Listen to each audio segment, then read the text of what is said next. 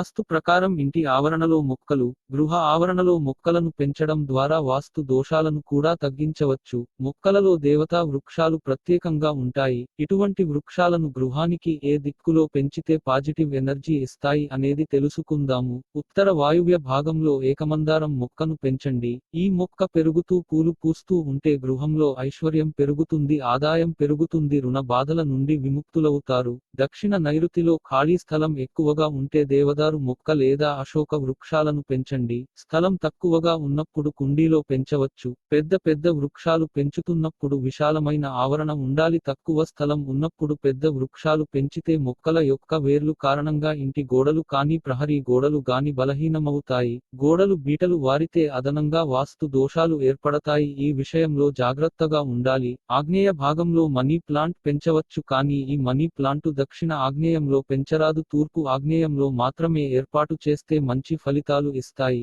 దీనివలన గృహంలో ధనానికి లోటు ఉండదు. గృహంలో ఎల్లప్పుడూ సంతోషం ఉంటుంది. ముఖ్యంగా స్త్రీలకు ఆరోగ్యం బాగుంటుంది. తూర్పు భాగంలో తులసి మొక్కను పెంచండి. తులసి మొక్క లక్ష్మీప్రదం. ఈశాన్య భాగంలో మారేడు చెట్టు పెంచవచ్చు. మారేడు చెట్టు ఉన్న గృహంలో ఎల్లప్పుడూ ఈశ్వరుడు కొలువై ఉంటాడు అని శాస్త్రవచనం. మారేడు చెట్టు ఉన్న చోట లక్ష్మీదేవి కూడా కొలువై ఉంటుంది. ఇటువంటి మొక్కలు గృహ ఆవరణలో పోషించినప్పుడు ఆ గృహానికి మంచి పాజిటివ్ ఎనర్జీ వస్తుంది. ఇంట్లో ఎల్లప్పుడూ ధన ధాన్యాలతో సంతోషంతో ఉంటారు. చిన్న చిన్న వాస్తు దోషాలు కూడా తొలగిపోతాయి.